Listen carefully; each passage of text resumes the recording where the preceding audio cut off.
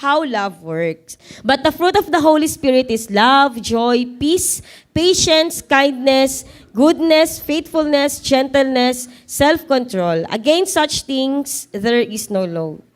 Galatians chapter 5, verse 22 to 24. Amen. Purihin po ang pagbabasa ng salita ng Panginoon. Ang banal na Espiritu po, alam po natin kung sino si Holy Spirit, especially sa mga matatagal ng Kristiyano, no? Ang Holy Spirit po, God the Father, Jesus Christ the Son, and the Holy Spirit, before po si Jesus umakyat sa langit, before siya mag-ascend sa heaven, He left a helper, a counselor to us. Kasi syempre, visibly, physically, wala na si Jesus Christ na makakasama natin. Kaya ang ginawa ng Panginoong Hesus, para masigurado na tayo'y may makakasama at makakatulong, iniwan niya ang kanyang banal na Espiritu para maging counselor natin. And ito yung bunga, ito yung fruit ng kanyang espiritu. Yung mga binanggit na value dito. Yung love, yung joy, yung peace, yung patience. Kasi tatandaan po natin, di ba, ito lagi po itong pinag-aaralan. Lagi ko rin po itong nababanggit kapag nagwa-one verse po ako. At lagi din itong madalas na naituturo sa school, sa values education, sa character education, sa ESP, sa generation natin ngayon. Di ba, ang isang tao po ay may 3 components. Ang components po na yon is body, soul, and spirit. Ang katawan po natin, visibly, kung ano yung nakikita ko kay Jennifer, yan na yung katawan niya. For example, si Hapon. Kapag si Hapon, kinurot ni Kuya El dyan, anong mararamdaman mo, Hapon? Siyempre, masasaktan ka. Physical, di ba? Hindi naman Yan, physical, masasaktan. Kasi, yung katawan po natin, yan yung outer appearance natin, yan yung magre-respond, yan yung makakaramdam ng lahat ng mga feelings na pinaparamdam sa atin ng surroundings, ng world. For example, mainit. Ang unang makakaramdam ng init ay yung katawan natin. That's our body. Soul. For example, si Hapon, huwag na tayong lumayo. Kinurot siya ni Kuya El dyan, nasaktan siya, nag-respond yung katawan niya, nasaktan. Pero syempre, may iba pang mararamdaman si Hapon. Kung kinurot siya ni Kuya El dyan basta-basta, syempre, hindi lang sakit yung mararamdaman niya, kundi maiinis din siya. Magagalit din siya, bakit mo ako kinurot? Hindi naman kita inaano. Ibig sabihin, yung soul po natin will dictate what we'll feel, what we'll think. Ang katawan po natin, outer appearance, ang kaluluwa po natin, yan ang nagbibigay sa atin ng kakayahan na makapag-isip, na makapag-desisyon. At ang spirito po, ito po yung isang component ng tao na galing sa ating Panginoon, ang sabi nga sa Ecclesiastes. However, nung hiningahan po kasi ng Diyos si Adam, di ba ang pinakaunang nakareceive ng spirito ng Diyos ay si Adan. Ang spirito po ni Adan ay galing sa Panginoon, however, since he committed sins, nagkasala po siya, yung mind niya ay naging corrupted, generation by generation, yun din po yung naipasa sa atin.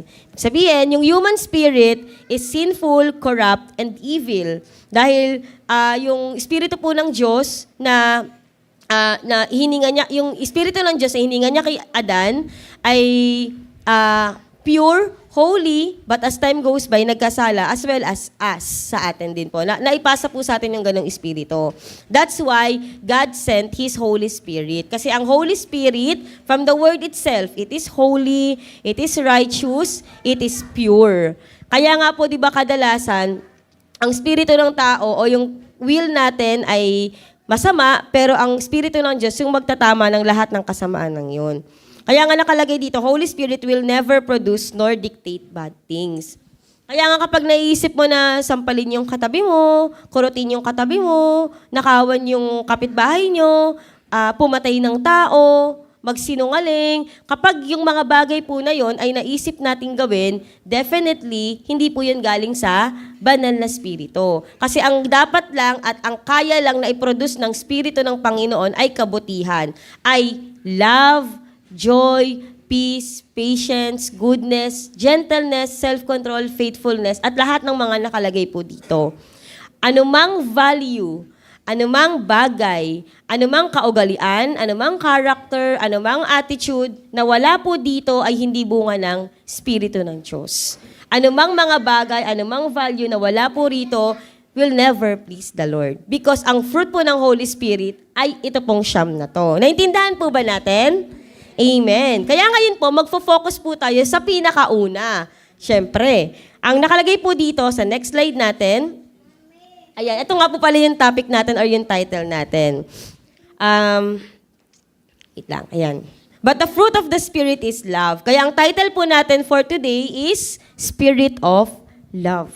Kaya nga po kanina, di ba, nagkaroon tayo ng activity wherein akala mo sa'yo na pero hindi pa pala. Dahil ibibigay mo pala sa iba yung isang bagay na yon. Pero anong paghuhugutan mo para ibigay sa tao na yon yung chocolate na dapat naman talaga ay sa'yo?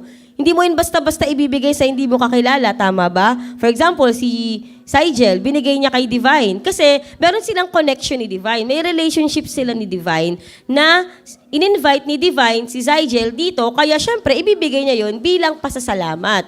Ganun din kay Ate Josie. Si Ate Josie, binigay niya kay Nanay Delia yung chocolate kasi probably it's a sort or it's a sign of gratitude. So, ganun minsan tayong mga tao, di ba? We love someone because may dahilan.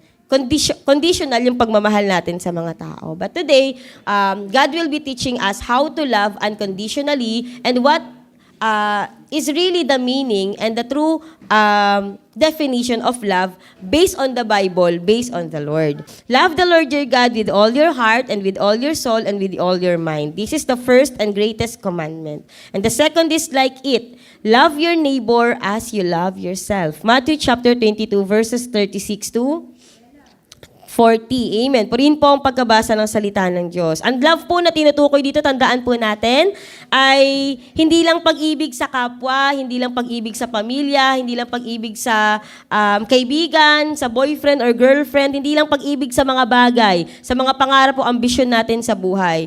What we're going to discuss right now is the love that is coming from the Lord. Biblical love po yung ating pag-uusapan sa mga oras na ito. May tinatawag po kasi tayong mga love language. Tama po ba? Sino po familiar sa love language? Na-topic namin to sa youth kung ano-ano pinagsasabi nila. Di ba yung love language, words of affirmation, quality time, physical touch, acts of service, receiving gift. For example, sino po dito yung kapag, kumaga yung love language, ito yung paraan mo kung paano mo iparamdam o ipakita sa isang tao na mahal mo siya. For example, sino dito ang mahilig magparamdam sa isang tao na mahal niya yung taong yon sa pamamagitan ng quality time? Sige nga po, taas ang kamay. Okay, wala. Thank you. Sino pong mahilig namang magparamdam ng pagmamahal through words of affirmation? Sweet siya. Encouraging yung mga words niya. Wala din. So, hindi tayo mapagmahal. Acts of service. Ayan. Yan. Siyempre, acts of service, kadalasan, yan yung form of ano eh. Diyan natin makikita kung talagang mahal tayo ng isang tao. Receiving gifts, yung mahilig magbigay ng regalo.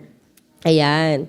So, ibig sabihin, sa mundong ito, in worldly context, sa perspective ng mundong ito, may tinatawag silang love language. Dinidefine nila kadalasan kung paano nila ipakita yung pagmamahal nila sa isang tao through these 5 love language. Pero today, God will be teaching us ano yung mga love language nating mga Kristiyano and what are those love language na madiderive natin sa verse na ito. Next slide, Kuya Mark. Yan. Love language brought by the Spirit. Ang love language natin, hindi nagtatapos sa quality time, sa physical touch, sa receiving gifts, or acts of service. Ang love language natin ay magfo-focus doon sa binasa nating mga verses at kung paano iminodel, ipinakita ng Panginoon yung pag-ibig niya. Ayan, ano yung mga love language natin as Christians at ano yung love language na gustong ituro sa atin ng Panginoon? First, love language number 1, yan, I love you, my child. Ang nagsasabi nito, ang may point of view dito ay ang Panginoong Yesus. Love language number 1, I love you, my child. Lagi natin tatandaan, Jesus is love. The ultimate source of love is Jesus because He Himself is love. Wala po tayong ibang dapat na paggayahan, pagbasihan, pagkuhaan ng idea. Paano ba ang magmahal? Palagi bang muntik na kumante, no?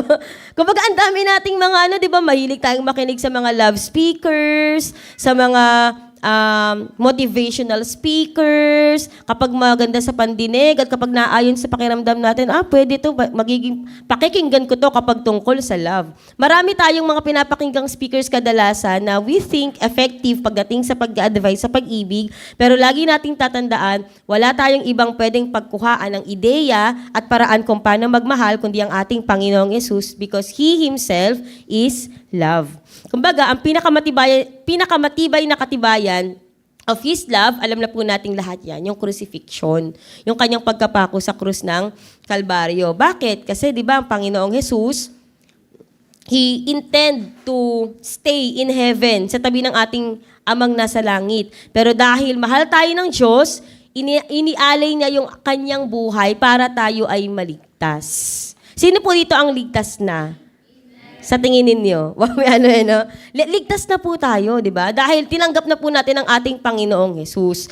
At paano tayo naligtas? Dahil lang sa pagtanggap natin kay Jesus Christ. Minsan kasi nalilito yung iba sa ganong konsepto. Tinanggap lang si Jesus Christ, naligtas na. Ang bait-bait ko naman, matulungin naman ako, generous naman ako, matalino naman ako, mahusay naman ako, mayaman naman ako, popular naman ako. Bakit kailangan pantanggapin si Jesus Christ as my Lord and Savior para ako ay maligtas? Lagi po nating tatandaan, walang ibinabang pangalan sa silong ng langit ang makapagliligtas sa taong makasalanan, kundi ang pangalan ng Panginoong Jesus. Sa paanong paraan po? Nung tayo po yung nagkasala, ang original destination natin ay sa hell. Kasi ang sabi po sa 6:23 ng Romans, lahat po ng makasalanan, ang kabayaran ng lahat ng yon ay death. Two forms of death, physical death, either libing, burol, or cremation. Spiritual death, saan mapupunta yung mga kaluluwa natin after nating mamatay? It may be in heaven if we accepted the Lord as our personal Lord and Savior, or in hell kapag hindi po natin siya natanggap. Sabihin, ang paraan lang para tayo ay mapunta sa langit at makasama natin ang Panginoong Jesus ay ang tanggapin po siya bilang ating Diyos at tagapagligtas. Hindi po tayo maliligtas ng ating mga kayamanan, ng ating pag-aaral, ng ating mga narating sa buhay. Hindi po tayo maliligtas ng lahat ng yan. Ang makakapagligtas po sa atin ay ang Panginoong Jesus. At ang pagliligtas niya sa atin ay ginawa niya sa pamamagitan ng kanyang pagpapapako sa krus ng Kalbaryo. Bakit? May kailangan po kasing holy blood na dumanak para maligtas tayo. Walang taong kayang mag-produce ng holy blood, ng malinis na dugo. Tanging si Jesus lamang. Praise God, yung holy blood niya ay sapat para i-save tayo. Kaya ngayon, sa mga oras na ito, let's reflect. Talaga bang tinanggap ko na ang Panginoong Jesus bilang aking Diyos at tagapagligtas? Kung hindi pa, sabay po tayo sa ating panalangin. Sige po, yuko po tayong lahat. Tapos sa lahat po ng mga handa nang tumanggap sa ating Panginoong Hesukristo, sumabay lamang po tayo sa panalangin ito. Panginoon, maraming salamat po sa pag-aalay mo ng buhay para sa aking kasalanan at sa aking kaligtasan. Iniaalay ko po ang aking buhay at tinatanggap po kita bilang aking Panginoon, Diyos at tagapagligtas. Simula ngayong araw, ako po ay susunod sa iyong mga salita at sa iyong kalooban. Maraming salamat, Lord. In Jesus' name we pray. Amen. Palakpakan naman po natin ang ating Panginoon dahil naniniwala po ako na meron pong iniligtas na kaluluwa ang Diyos sa mga oras na ito. That is the definition of love. Kasi 'di ba minsan heart, opa ang ibig sabihin ang symbol ng pag-ibig sa mundong ito. Pero sa ating mga Kristiyano, the cross itself is the symbol of love. Dahil diyan po pinatunayan ng Diyos kung gaano niya tayo kamahal. Minsan kasi, we just cannot feel na mahal tayo ng Panginoon kasi madalas sa ibang tao o ibang bagay natin, hinahanap yung pagmamahal. Kaya madalas, ang ending, nasasaktan po tayo. Kumbaga, we crave for people's validation and approval, we crave for success, we crave for relationships, we crave for pleasures, we crave to love things that are temporal. Kaya sabi ko nga kanina, madalas tayo po yung nasasaktan sa dulo. Minsan, pag dumating yung trials, minsan nakala na natin, hindi na tayo mahal ng Diyos. Ito po sinasabi ko lang para magkaroon tayo, bakit kadalasan hindi natin ma-feel yung love ng Lord. Kasi di ba ang clear ng evidence kung gaano tayo kamahal ng Panginoon. Historically speaking, nasa libro po yan, kahit sang relihiyon natin basahin, nangyari talaga ang pagpapako ng Panginoon sa krus ng Kalbaryo. Nangyari yan, biblically, historically, archaeologically, nangyari po lahat yan. Ibig sabihin, clear, klaro, malinis, malinaw na ebidensya, talagang ang Diyos ay nagpapako sa krus para sa ating kaligtasan. Pero bakit minsan hindi natin maunawaan, hindi natin maintindihan yung pagmamahal ng Diyos? Kasi sabi ko nga kanina, hinahanap natin sa ibang tao, sa ibang bagay yung pagmamahal. Kaya kapag nag-fail yung definition or nag-fail yung impression mo sa love, masasaktan ka. Kasi hindi naman talaga yun yung real idea ng love. Pangalawa, kapag may mga dumarating na trial sa atin, minsan, natatabunan nun yung katotohanan na mahal tayo ng Panginoon. Minsan, kapag may problema, kapag may trials, we think na hindi na ako mahal ng Diyos kasi may problema ako sa mga oras na ito.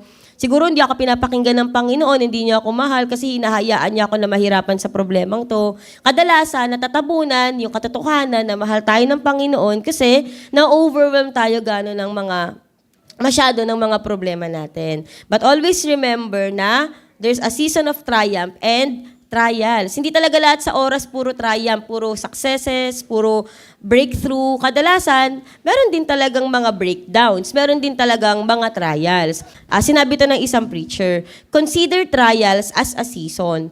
For example, yung kapote, di ba, nasabi ko sa cell group, yung kapote, gamit na gamit yan tuwing tag-ulan.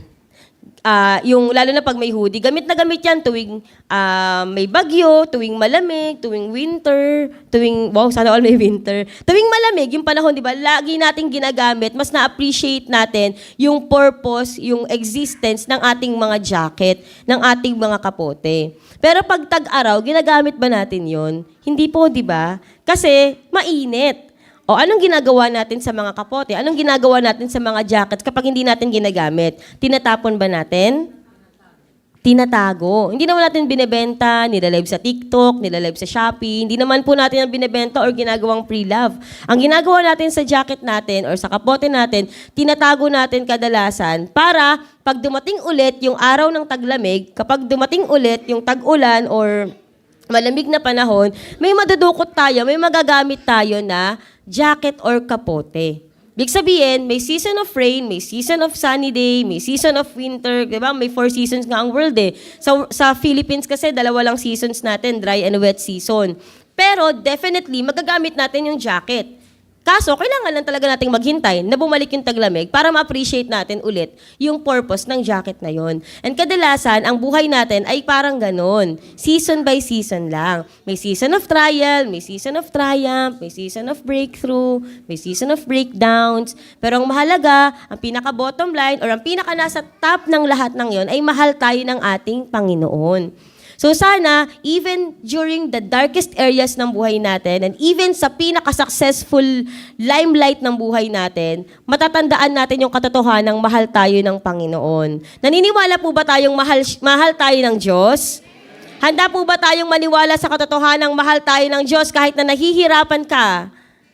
Amen. Medyo nag-doubt pa. Kapag ba masaya tayo, maniniwala tayong mahal tayo ng Diyos? Amen. Di ba ang sabi nga ni David, even in his mourning, even in his grievance, nagpupuri pa din siya sa Panginoon. Kasi ang kanyang pagmamahal sa Diyos ay hindi nakadepende sa panahon, hindi nakadepende sa season, hindi nakadepende sa kanyang pinagdadaanan. He loved the Lord in and out of season. And by the grace of God, nawa tayo ay ganun din po. Ganun din po ba tayo? Amen. And always remember, the fact na nandito po tayo ngayon ay katibayan na mahal po tayo ng Diyos. Paano ko po nasabi? Kasi pwedeng nasa ibang lugar tayo ngayon. Pwedeng nasa mall tayo, pwedeng tulog tayo, pwedeng may iba tayong mga bagay na walang kabuluhan na ginagawa. But the Lord brought us here for us to feel His love. Sa dinami-rami ng tao sa Malabon, bakit ikaw pa po yung nandiyan? Bakit si Grace yung nakaupo, 'di ba? Bakit si Nanay Marisa yung paupo? O yan. Bakit tayo nandito, 'di ba? Pwede namang ibang tao na lang ang maligtas. Pwedeng ibang tao na lang ang makarinig ng pag-ibig ng Diyos. Pero bakit po tayo naririto? Kasi yan po ay isang malaking at matibay na katotohanan na tayo po ay mahal ng Diyos. God brought you here because He love you. He doesn't want to waste your life sa mga nonsense things. Kaya ang gusto ng Diyos ay makinig po tayo sa Kanyang salita. Amen po ba? Amen. Love language number 1, sabi ng Panginoon sa'yo, I love you, my child. Truth is, Jesus is love. Walang ibang dapat na pagkuhaan ng idea ng pagmamahal kundi ang ating Panginoong Jesucristo. Love language number 2. Ayan. I love you, Lord. Oh, yan. Ang point of view naman na gagamitin natin dito ay point of view natin ng mga anak niya. Nakalagay nga po dito, Jesus wants you to love Him. Ang sabi nga po dito sa Philippians chapter 3 verses 7 to 8, ngunit dahil kay Kristo, ang mga bagay na pinapahalagahan ko noon ay tinuturing kong walang kabuluhan ngayon. Oo, tinuturing kong walang kabuluhan ang lahat ng bagay bilang kapalit ng lalong mahalaga, ang pagkakilala kay Jesucristo na aking Panginoon. Ang lahat ng bagay ay ipinalagay kong walang kabuluhan at itinuturing kong basura, makamtan ko lamang si Kristo. Amen. Ito pa ay sinabi ni Pablo during his time when he is in prison. Hindi niya po ito sinabi nung siya ay malaya. Hindi niya po ito sinabi nung siya ay nasa barko. Hindi niya po ito sinabi nung siya ay nag-eebanghelyo. Sinabi niya po ito in a form of writing, nasa loob po ng kulungan ang setting ng storya. Ibig sabihin, how could a person write and encourage a church to love Christ na ang kasalukuyang sitwasyon po niya that time ay nasa loob ng kulungan. So, ibig sabihin, it indicates na mahal po ni Pablo ang Panginoong Jesus. Na even believed yung barrier ng distance niya sa Panginoon, he still proved kung gaano niya kamahal ang Panginoong Jesus. Sabi nga dito, Paul was so serious with his relationship to Jesus to the extent na handa siyang mabuhay at mamatay para kay Kristo. Diba sinabi po niya yon, to live is Christ, to die is gain. Kumbaga, sino kayang Kristiyano ang kayang, sabi nga ni Pastor, diba, sinong Kristiyano kaya ang kayang magsabi ng ganong kataga ngayon? Kasi diba, simpleng kurot lang, simpleng gutom lang, diba, nagreklamo na tayo. Pero si Pablo, dahil sa kanyang pagmamahal kay Jesus Christ, he is very willing to sacrifice his life as a proof ng kanyang pagmamahal. Ito yung gustong marinig ng Panginoon mula sa atin, na sabihin natin sa Kanya, I love you, Lord. Sige nga, sabay-sabay nating sabihin, I love you, Lord, with feelings. I love you, Lord. I love you, Lord. Mahal kita, Panginoon. That's non-negotiable. Dapat hindi na yun pinagtatalunan. Kung si Jesus is love, kung si Jesus ang idea ng pagmamahal, kung si Jesus ang pag-ibig mismo, in response, dapat mahalin din po natin ang ating Panginoon. Kasi yun po ay utos sa atin ng Diyos. You're planting love in Christ through. Ito pong mga bagay na ito yung mga makakatulong sa atin para mas lalong lumalim ang ating pag-ibig sa Diyos. If we have our notes, isulat po natin to. It is a reminder for us na ito yung gagawin ko. Ito yung mga isa sa alang-alang ko, mga i-consider ko para mas lalong mag-grow yung love ko sa Panginoon. You're planting love in Christ through, number 1, prayer and worship life. Alam po nating lahat ito. Ang pinaka-effective way to grow in Christ is always to dwell in His presence. Ang sabi nga po dito, O Diyos, Ikaw ang aking Diyos na lagi kong hinahanap. Ang uhaw kong kaluluwa ay tanging Ikaw nga ang hangad. Para akong tuyong lupa na tubig ang siyang lunas. Ang wagas na pag-ibig mo ay mainam pa kay sa buhay, kaya pupurihin kita, O Diyos, at pararangalan. Awit, chapter 63, verses 1 and 3. Yan po ay sinabi ni David, and that is his psalm, his worship to the Lord. Ang maganda po kay David, he's literally dwelling. Talagang lumalapit siya sa Panginoon kasi nais niyang magkaroon ng mas malalim pang relasyon sa Diyos. Lagi po natin tatandaan, prayer is not just gaining and earning something. It is more of losing also. Kasi di ba kadalasan, nagtatanong yung ibang tao na, ano bang napapala mo sa pananalangin? Ano bang napapala mo sa pag-worship? Ano bang nakukuha mo sa pagsisimba? Ano bang nag-gain mo dyan sa pagpe-pray mo? Sometimes, hindi naman most of the time, may na-earn tayo or may nag-gain tayo. Most of the time, we lose something.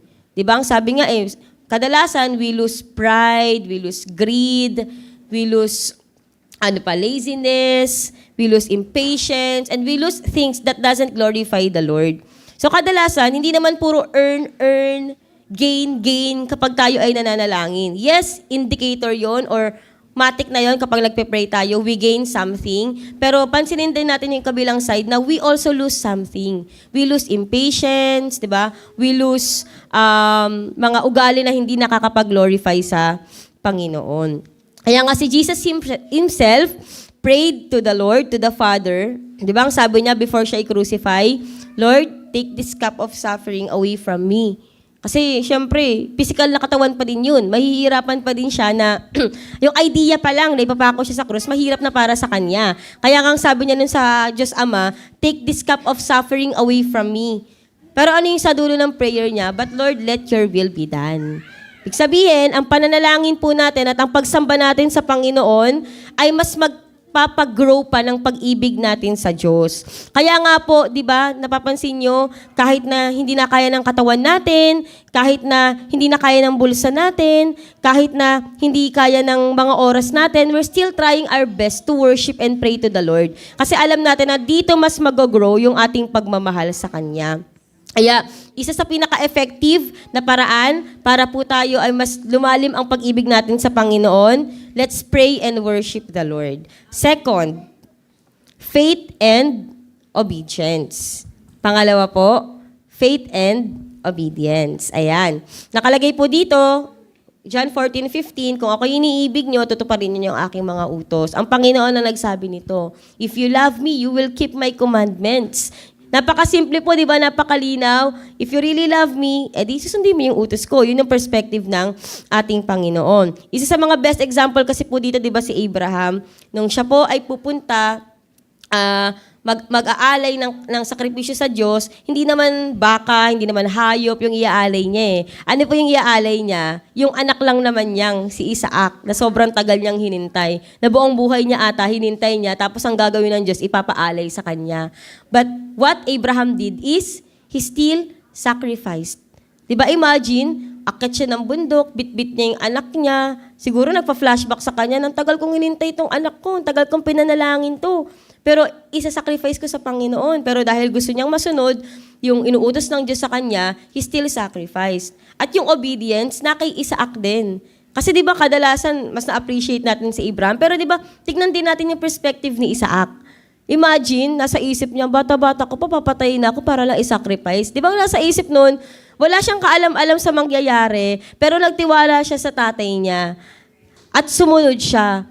Di ba parang hirap kang sabihin sa anak nun na, for example, may anak ako, tapos sabihin ko sa anak ko, anak, papatayin kita kasi sasacrifice kita sa Diyos eh. Siyempre yung anak mo magagulat kung ilang taon pa lang. Bakit kailangan mamatay ako para lang isakripisyo? So kakaiba yung obedience na meron kay Isaac. Si Abraham, he had faith. Isaac had obedience. That's why nag-grow pang lalo yung kanilang pag-ibig sa Diyos. And sometimes, the Lord commands us also na magkaroon ng faith and obedience sa Kanya. Kasi kapag naniniwala tayo sa mga salita ng Panginoon at sinusunod natin yon, I think mas mag-grow yung love natin sa Kanya. Pangatlo, priorities and plans. Nakalagay nga po dito, walang aliping makakapaglingkod sa dalawang Panginoon sapagkat kapopuotan niya ang isa at iibigin niya ang ikalawa. Paglilingkuran ng tapat ng isa at hahamakin ang ikalawa. Hindi ninyo maaaring paglingkuran ng pareho ang Diyos at ang kayamanan. Matthew chapter 6 verse 24. Ito po yung siguro one of the hardest part of being a Christian is really to surrender our priorities and personal plans. Kasi kadalasan kung ano yung gusto natin, yun yung hindi gusto ng Panginoon and vice versa. Kumbaga, minsan may mga personal tayong pangarap na hindi pangarap ng Panginoon sa atin. For example, di ba sa mga kabataan, may mga gusto tayong tao, pero hindi gusto ng Panginoon sa atin. Pag pinupush natin, pag pinipilit natin, anong ending? Nasasaktan tayo sa huli. Kasi sinabi ni Lord, hindi nga yun yung taong para sa iyo, pero pinipilit mo. Sabihin, kapag nakinig tayo sa sarili nating kalooban, minsan nasasaktan tayo. Totoo po yun. Hindi lang based on experience, based also sa salita ng Panginoon. Kapag sarili nating kagustuhan at kahiligan at flesh ang sinunod natin, kadalasan magfa-fail yan sa dulo. Kaya nga ang gusto ng Panginoon, kung anong pangarap ng Diyos, yun din yung maging pangarap natin. Kung ano yung kagustuhan ng Diyos, yun din yung maging kagustuhan natin. Hindi kasi siya pwedeng mag-clash. Pag nag-clash kasi siya, syempre, isa lang ang pwedeng masunod doon. At kung gusto mong masunod yung sarili mong kalooban, ang magpe-prevail yung will natin. Hindi masusunod yung kagustuhan ng Panginoon. Kaya nga, by His grace, let's surrender all our priorities and plans sa Panginoon. Sobrang hirap po talaga nun. Kasi kapag tinawag tayo ng Diyos, ang hirap talagang isuko lahat. Lalo na kapag sobra natin pinapahalagahan. But by the grace of God, hingin po natin sa Panginoon na, Lord, mahal kita, kaya simula ngayong araw, ano man yung ipasuko mo sa akin, isusuko ko. Kaya po ba natin yon? Kahit mahirap? Amen. Kayanin po natin. Mahirap talaga siya i-digest, i-absorb, lalo na paggawin. Pero kung, di ba, mahal natin yung Panginoon, di ba gagawin natin ang lahat? Fourth, pang-apat po, calling and ministry. Nakalagay nga dito sa 2 Timothy chapter 1 verses 6 to 8, number 4. Dahil dito, pinapaalala ko sa iyo na pag-alabin mong muli ang kaloob na ibinigay sa iyo ng Diyos nang ipatong ko sa iyo ang aking mga kamay. Sapagkat ang spiritong ibinigay sa akin ng Diyos ay hindi spirito ng kahinaan ng loob, kundi spirito ng kapangyarihan, spirito ng pag-ibig, at spirito ng pagpapigil sa sarili. Isa po sa magpapaalab palalo ng ating pag-ibig sa Diyos ay ang ating pong pagtugon sa kanyang pagkatawag at ministeryo. Kapag po ini-involve natin yung ating mga sarili sa calling natin, pagkatawag sa atin ng Lord at ministry na inassign sa atin ng Lord, dun po mas mag-grow yung love natin kay Jesus. Napapansin po ba natin yun? Kaya nga di ba kadalasan yung iba, they even sacrifice, they even invest their time, their life sa Panginoon, kahit na yung iba hindi naintindihan kasi that's their form and expression ng kanilang pag-ibig sa Diyos. Sabi nga po dito, if you invest, ang sabi nga po nung anniversary po ata ng GNCMI yun, tapos sabi ng isang bishop, if you invested your life, hindi mo basta-basta may susuko ang relasyon mo sa Diyos. Kumbaga kapag buong buhay po natin, ininvest natin sa Panginoon, mahihirapan po tayong bitawan ng Diyos. Pero kapag oras lang natin, kapag laway lang natin, mga salita lang, kapag pera lang ininvest natin, di ba parang anytime pwede nating iwanan, okay, pagod ako, next time na lang ulit, Lord. Okay, pagod ako, baba muna ako, hindi muna ako maglilingkod, hindi muna ako susunod, Lord, napagod kasi ako, kailangan ko mag-regain ng strength. Kapag pera lang yung ininvest natin, di ba parang napakadaling umalis sa Diyos, napakadaling bitawan ng Panginoon, kapag isang bagay or dalawang bagay lang ng buhay natin yung binigay natin sa Panginoon. Kapag 2-3 bagay lang, parang okay, anytime pwede tayong mag-walk out, anytime pwede tayong umalis, anytime pwede tayong mag-backslide, ayan, di ba? Minsan, pag mga mabababaw na bagay lang ng buhay natin yung binibigay natin kay Jesus, ang dali talagang umalis. Kasi, it's not worthy to invest. Yun yung kadalasang iniisip ng iba, di ba? Pero if we start to invest our life, if we start to surrender our life, complete life sa Panginoon, mahihirapan po tayong bitawan ng Diyos. Proven and tested po yan. Ako personally, hirap na hirap talaga akong umalis sa Diyos kasi may mga factors na pwede kang umalis sa presensya ng Diyos eh. Ang daming temptations from the world, ang daming mga bagagandang bagay sa mundo na pwedeng magpaalis sa'yo sa presensya ng Diyos. Pero kung binigay mo buong-buo yung buhay mo, definitely mahihirapan po tayong bitawan yung mga relasyon natin sa Panginoon. Kasi if you invested your life to God completely, wholeheartedly, it will never be easy for you na basta-basta na lang bitawan si Jesus.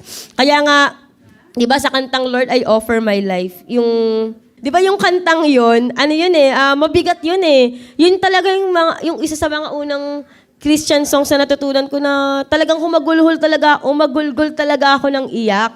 Kasi okay, maestro? Joke lang. May maestro ba dito? Yung ano kasi, yung kantang yun is, ang bigat niya. Kasi Lord, I offer my life to you. Lord, yung buhay ko ay ibibigay ko sa'yo, iaalay ko sa'yo. Kumbaga, kahit anong mangyari, this is what I offer. This is what I offer. This is my life. Kumbaga, wala na siya talagang bawian. Kaya nga nung binautismohan tayo, di ba, ano yung kadalasang kanta?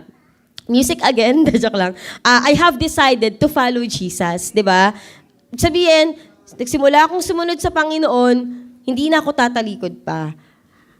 Kasi kapag kinanta binigkas natin yan, napakabigat po nun unless we didn't mean it. Pero kapag we mean it, kapag sincere tayong sinabi nun, sobrang bigat po ng katagang yun.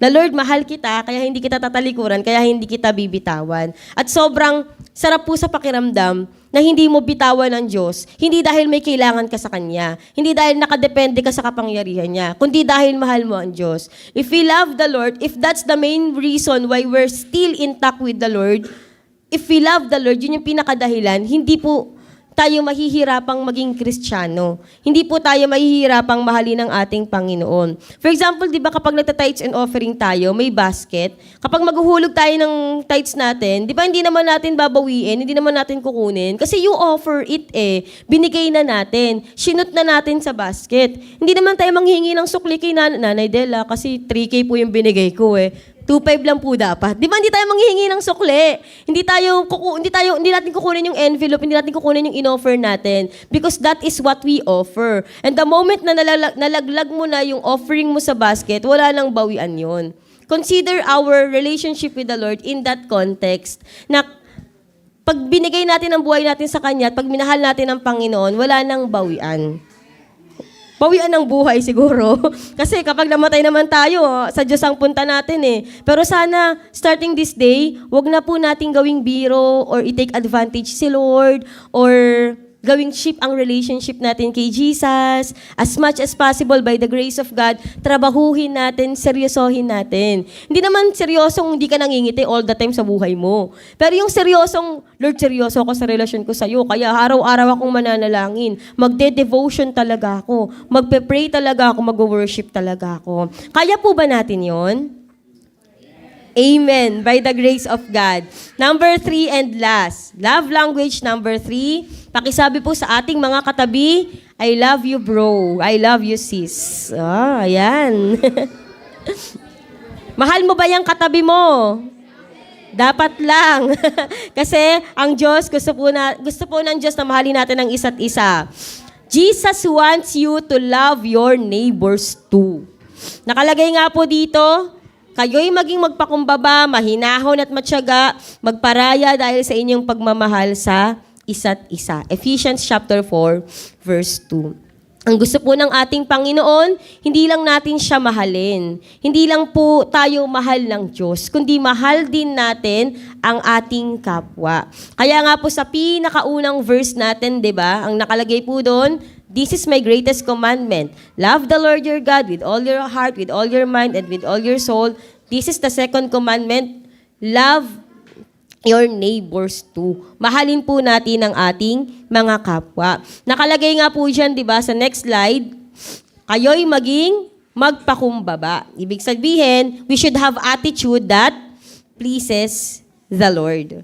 Kumbaga, magpakumbaba, maging humble, magkaroon ng character, na hindi kakainisan ng kahit sino, di ba? Yung kapag pumunta ka sa isang lugar, hindi sila, andyan na naman si Adrian. Sorry din ikaw example ko. Ikaw na ko nakita Diyan na naman si Adrian. Tara na, basta tayo sa kwartan to. Ayoko siyang makadaupang palad Kumbaga kapag pumapasok ba tayo sa isang kwarto, once we enter a room ba, ano kaya yung nagiging impression or kaisipan ng mga taong nakapaligid sa atin? Umiiwas kaya sila? Ayaw kaya nila tayo makadaupang palad? Kaya nga, by the grace of God, maging mapagkumbaba po tayo. Hindi lang naman maging humble, kundi magkaroon ng humility na magpa-develop, magpa-mold kay Lord ng mga character natin. Ang Christian, dapat may character development din. Dapat meron din tayong mga pagbabago sa ating mindset, sa ating kaisipan, sa ating mga ugali, di ba? Kung dati tayong masungit, we'll try our best na maging mabuti na, 'di ba? Yung pakikitungo natin sa ibang tao. Kung dati tayong naging madamot, 'di ba? By the grace of God, Jennifer. By the grace of God ay magkaroon tayo ng heart na to give other people. Kasi alam nyo, lahat ng mga pangit na ugali natin, pagiging madamot, pagiging salbahe, pagiging matapobre, pagiging masungit, pagiging pagiging judgmental, pagiging sige nga, bigay nyo nga yung mga pangit na ugali ng katabi nyo. De, joke lang. Di ba may mga pangit na ugali tayo, whether you admit it or not. Minsan nga ibang tao pa nakakakita.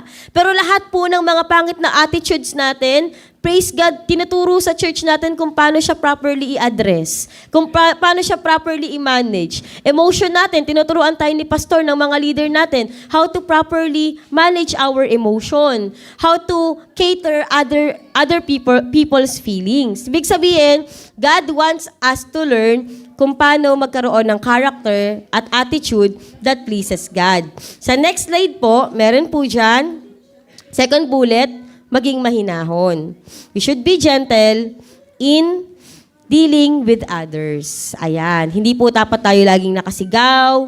Hindi po tayo dapat laging nagagalit, naiinis. Sabi nga sa Colossians 4:6, let your conversation be always full of grace, seasoned with salt. Third, maging matyaga po tayo. Persevering to help one another. Kapag may kailangan yung kapwa natin Kristiyano, let's try our best to help them.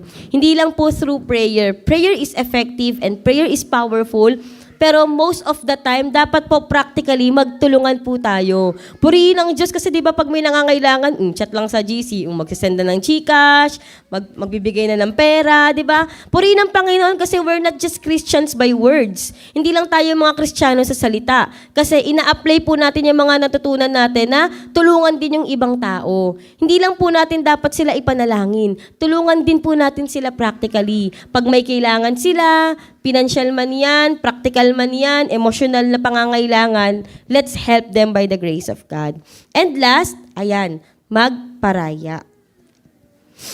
Sabi dito, kayo'y maging matyaga at magparaya kayo dahil sa inyong pagmamahal sa isa't isa. Let's be selfless pagdating po sa ating mga kapatid sa pananampalataya. Not just them, but also to other people na hindi natin kasama sa church. Praise God, kasi may mga Kristiyanong nagdadala ng kaluluwa dito. Bakit kayo sinama? Bakit kayo in-invite dito sa church? Pwede naman kayong i-invite sa club. Pwede naman kayong i-invite sa mall. Pwede naman kayong i-invite manood ng sine. Mas masaya doon. May bayad nga lang. Pero bakit kayo in-invite dito sa church? Dahil, to simplify, mahal po kayo na nag-invite sa inyo. Mahal kayo nang nagdala sa inyo dito. Kahit na gaano ka pa katandang Kristiyano, lagi mong tatandaan na kung sino yung taong nagdala sa iyo sa Panginoon, mahal ka nung taong yun. Out of His love, out of God's love na na-transfer sa Kanya, naunawaan niya, nakahabag-habag ka at baka mapunta tayo sa impyerno, kaya ang ginawa niya, dinala niya tayo sa church. Dinala ka niya sa church. Kaya kung sino man ang nagdala kay Hapon, kung sino man ang nagdala kay William, kay Kuya Eljan, kay Lalaine, kay Maha, kay Jennifer, kung sino man ang nagdala sa atin, ang nag-invite sa atin sa church, ibig sabihin, yan ay pruweba na mahal kayo ng taong yun. Basta lagi po nating tatandaan, ang pagmamahal ng Diyos ay hindi siya boxed, hindi siya limited, hindi siya kayang i-define lang ng Google. Ang pagmamahal at ang pag-ibig ng Diyos sa atin is unconditional. If we love people conditionally, mahal ko siya kasi maganda siya, kasi mayaman siya, kasi matulungin siya, kasi mabait siya sa akin kaya gusto ko siya. We tend to like and love people conditionally kasi may na-earn tayo or may benefit tayong nagigain mula sa kanila. Pero purihin ng Diyos kasi wala naman siyang magigain mula sa atin Wala namang benefit ang Diyos mula sa atin Actually, problema pa nga tayo, di ba? Kasi makasalanan tayo. Pero purihin ng Diyos kasi minahal tayo ng Diyos nung tayo'y makasalanan pa. Kaya yung pagmamahala na receive natin sa Diyos, gamitin natin para mahalin siya at mahalin din yung ibang tao.